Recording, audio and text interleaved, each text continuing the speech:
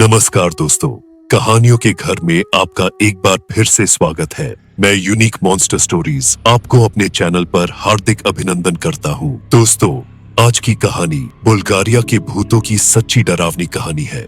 इस कहानी को सुनने के बाद आपको भी अंदर तक डर का एहसास होगा। लेकिन कहानी शुरू करने से पहले आपसे एक निवेदन है कि आप लोग स्टोरी को लाइक एंड चैनल को सब्सक्राइब जरूर करें ताकि मेरा हौसला और अधिक मजबूत हो सके। तो आइए दोस्तों, आज की खौफनाक कहानी सुनते हैं।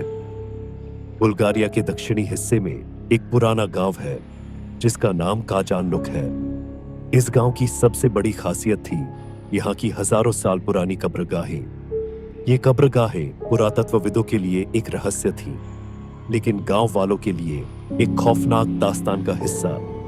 काजानलुक के पास स्थित काजानलुक थ्रेशियन मकबरा एक जगह थी जहां सदियों पहले राजा और रानियों को दफनाया गया था।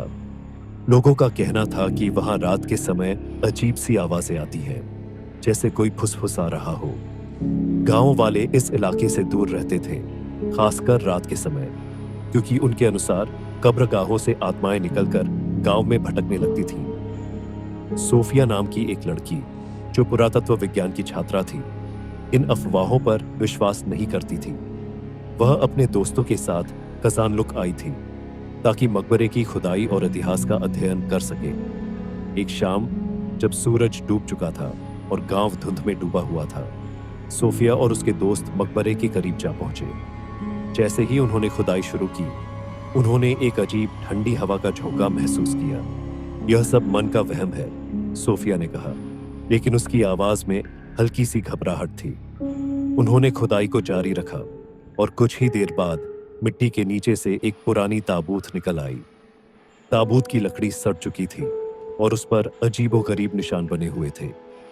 सोफिया ने ताबूत को खोलने का फैसला किया, लेकिन जैसे ही उसने ताबूत का ढक्कन हटाया, चारों ओर भयानक चीखें गूंज उठीं। ऐसा लगा मानो हजारों आत्माएं एक साथ चीख रही हों।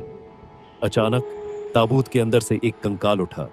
उसकी खाली आंखों के गड्ढों से काले धुएं की लहरें उठने लगी। सोफिया और उसके दोस्तों ने डर के मारे पीछे हटने की कोशिश की, लेकिन तभी आसपास की कब्रें भी धड़ाधड़ खुलने लगी।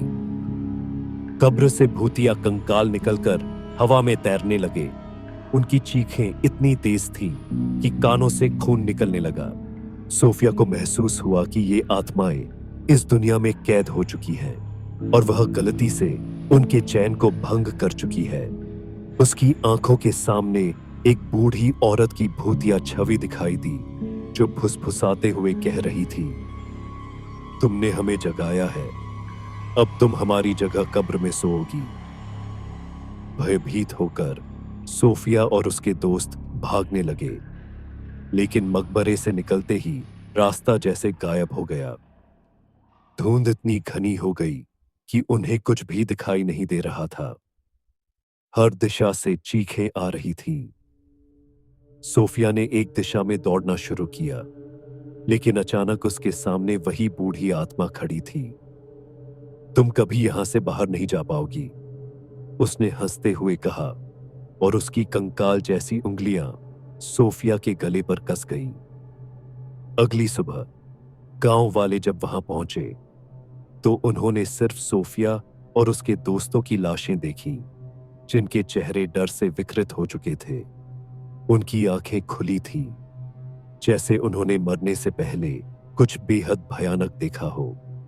और तब से हर साल उस रात काजानलुक गांव के लोग सुनते हैं वही भयानक चीखें जो सोफिया ने सुनी थी। गांव के बुजुर्ग कहते हैं कि वो आत्माएं अब कभी चैन से नहीं सो सकेंगी, क्योंकि उन्हें एक बार फिर कब्र से बाहर निकाल दिया गया है। और आज भी जब कोई काजानलुक के मकबरे के पास जाता है तो उसे रात के सन्नाटे में वो फुसफुसाहटें सुनाई देती हैं, जैसे भूत उसे बुला रहे हों, अपने साथ अंधकार में हमेशा के लिए ले जाने के लिए।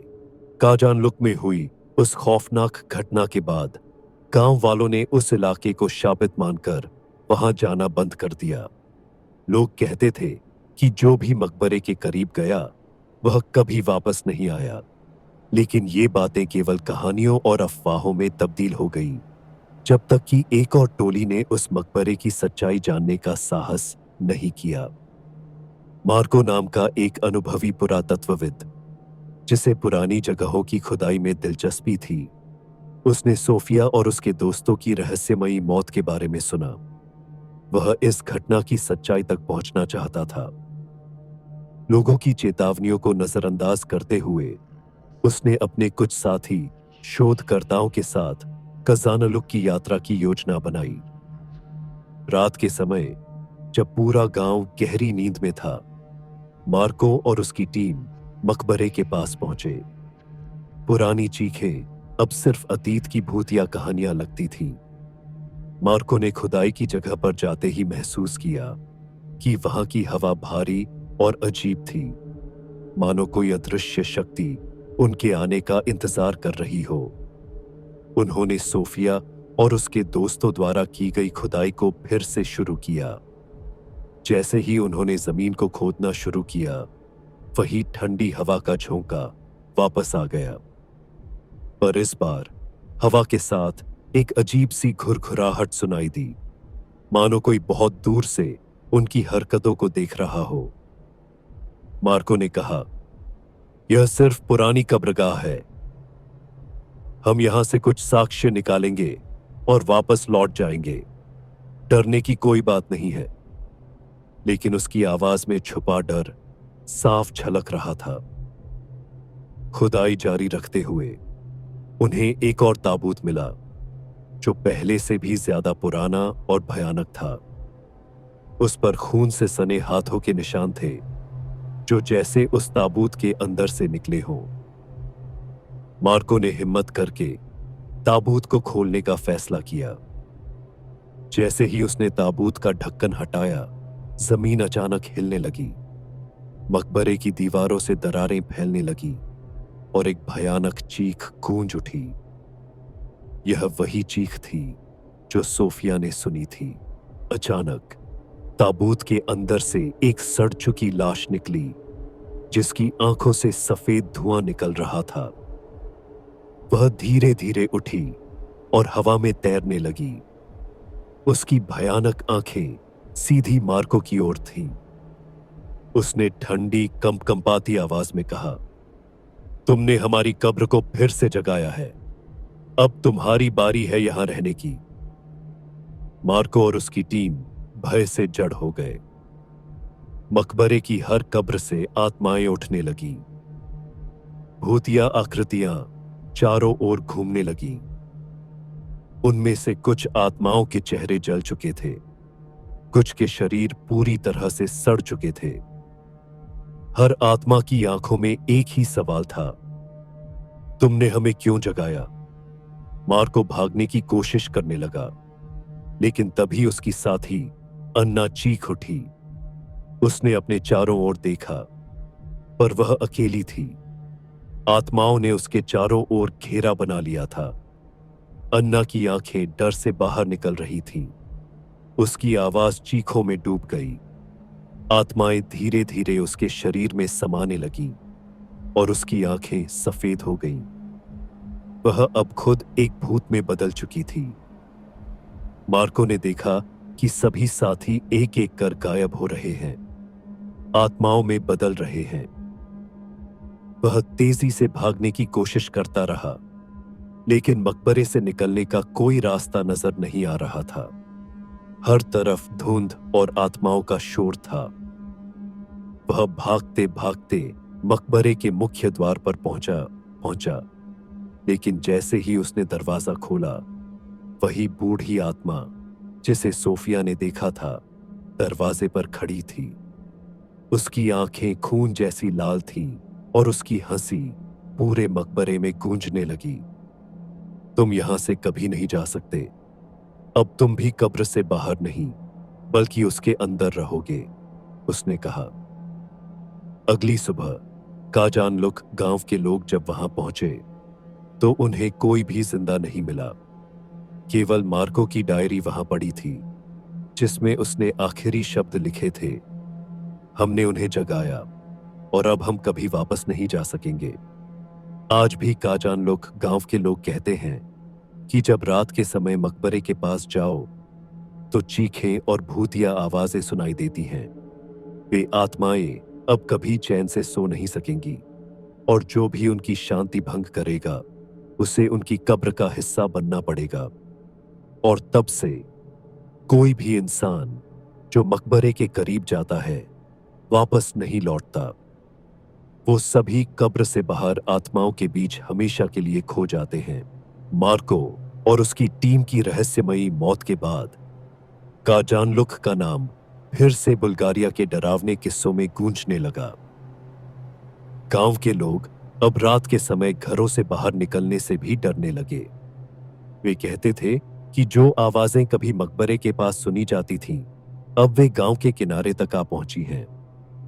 मकबरे की ओर जाने वाला रास्ता धुंध और अजीब सी ठंडी हवा से घिरा रहता था। ऐसा लगता था कि वो रास्ता अब किसी और दुनिया में खो चुका हो। स्थानीय बुजुर्गों का मानना था कि आत्माएं अब केवल अपने मकबरे तक सीमित नहीं हैं। वे अब कुछ खोज रही हैं, शायद किसी को। पेत्रा नाम की एक पत्रकार, जिसने हाल ही में सोफिया और मार्को की मौतों पर शोध किया था, इन कहानियों से मोहित हो गई। उसने तय किया कि वह इस रहस्य की तह तक जाएगी, लेकिन इस बार वह सिर्फ मकबरे की खुदाई नहीं करेगी। वह उन आवाजों के स्रोत का पता लगाएगी जो अब पूरे गांव में फैलने लगी थी। पेत्रा एक रात काजानलुक गांव में पहुंची। उसने गांव के कुछ बुजुर्गों से बात की, लेकिन वे उससे बचते रहे। एक बूढ़े आदमी ने केवल इतना कहा, वो तुम्हें बुला रही है, वापस लौट जाओ, इससे पहले कि बहुत देर हो जाए। उस रात पेत्रा ने मकबरे के पास जाने का साहस किया। जैसे ही वह पुराने खंडहरों के पास पहुंची, हवा अचानक से ठंडी हो गई। उसके कानों में धीमी फुसफुसाहटें सुनाई देने लगी। वे फुसफुसाहटें स्पष्ट नहीं थीं, लेकिन उनमें एक अजीब सी खिंचाव था, मानो कोई उसे पास बुला रहा हो।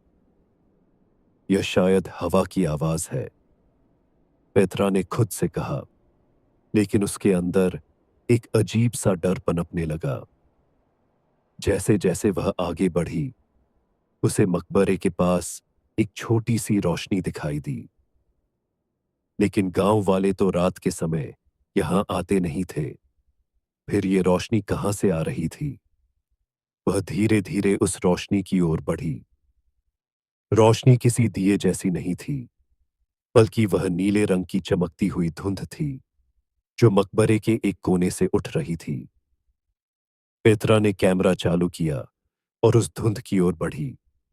जैसे ही वह धुंध के करीब पहुंची, उसे अपने चारों ओर परछाइयां दिखने लगीं। ये परछाइयां मकबरे से उठ रही थीं, लेकिन वे ठोस नहीं थीं। ऐसा लगता था मानो वे हवा में बिखरे हुए टुकड़ों की तरह थीं, जो पेत्रा के चारों ओर घूमने लगी। तभी पेत्रा ने अपने कानों में एक ठंडी लेकिन स्पष्ट आवाज सुनी, तुम हमें देख सकती हो।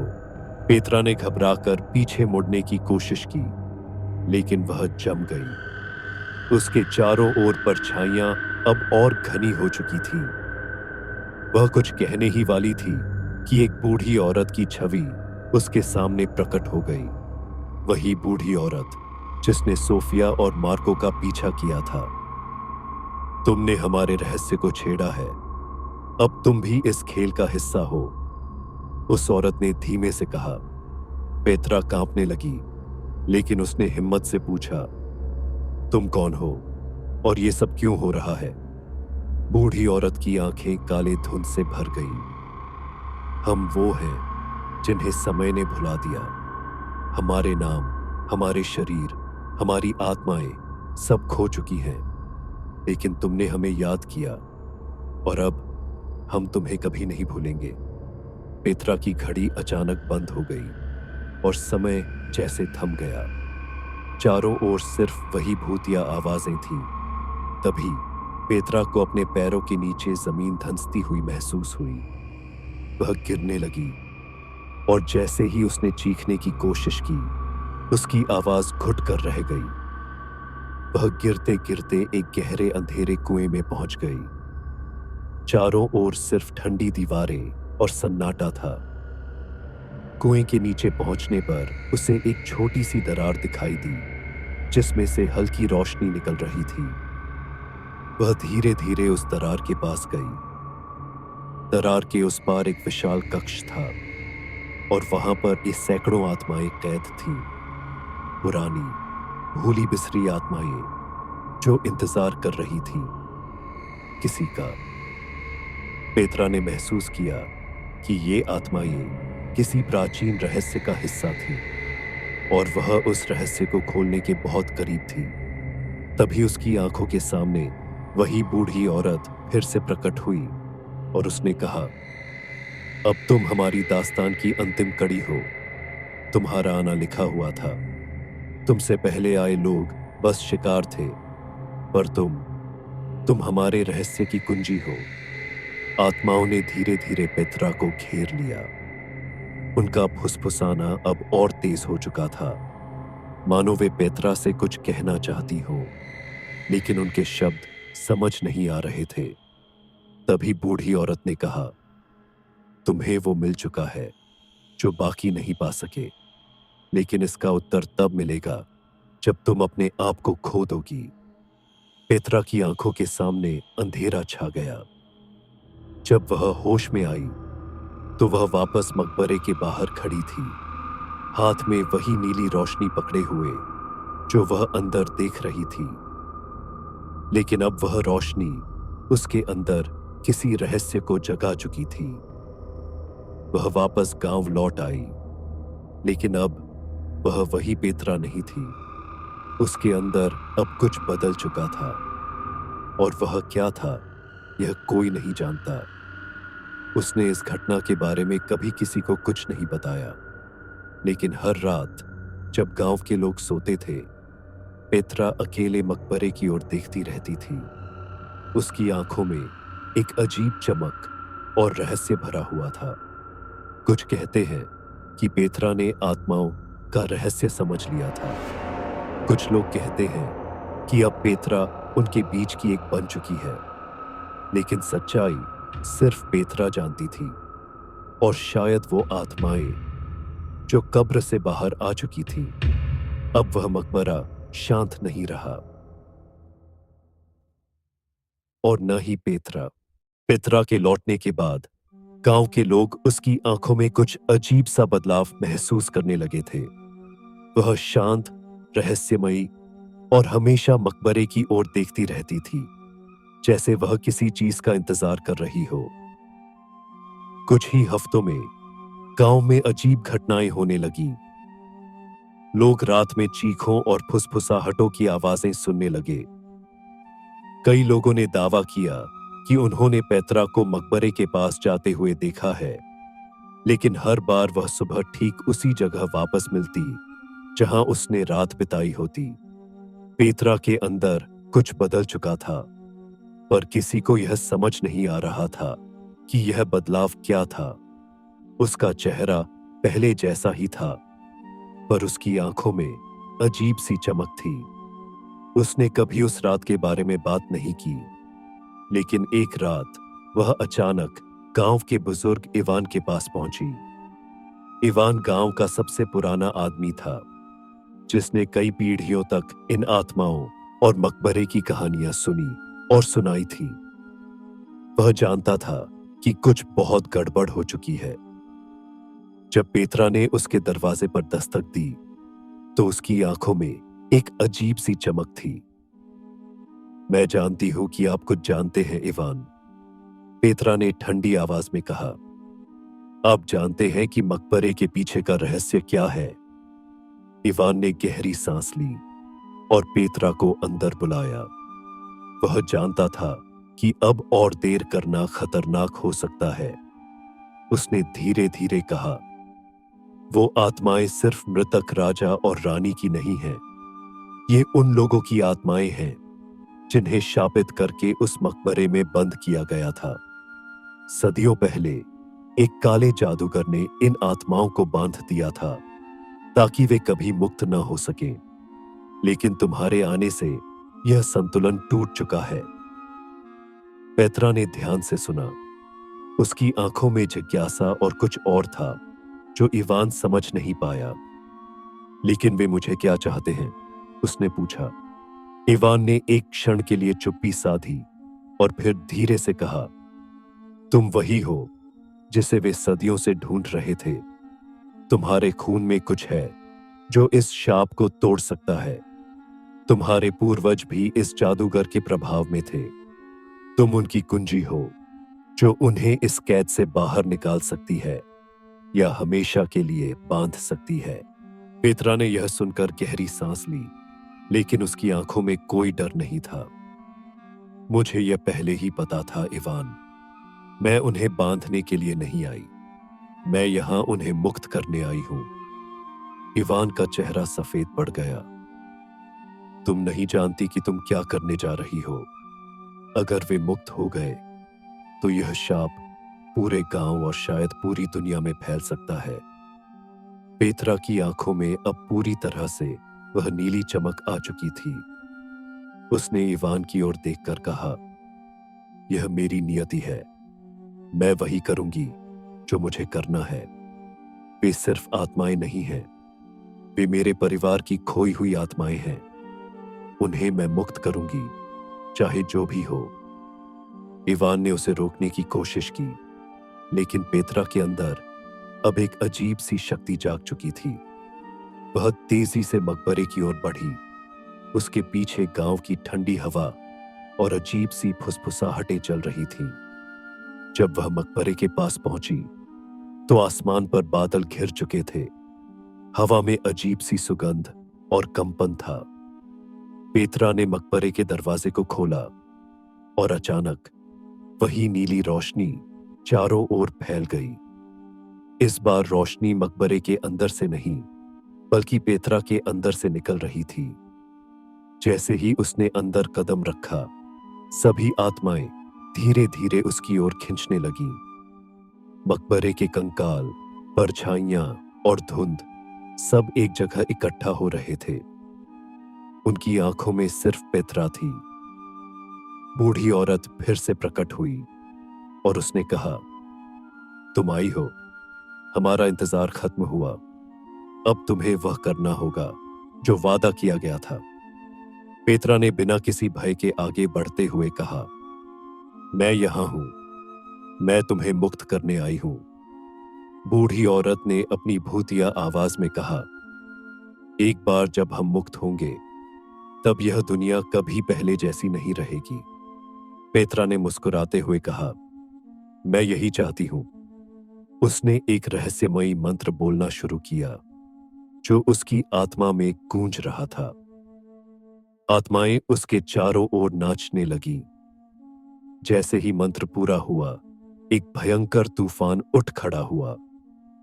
मकबरे की दीवारें गिरने लगीं और नीली रोशनी ने पूरे आकाश को घेर लिया।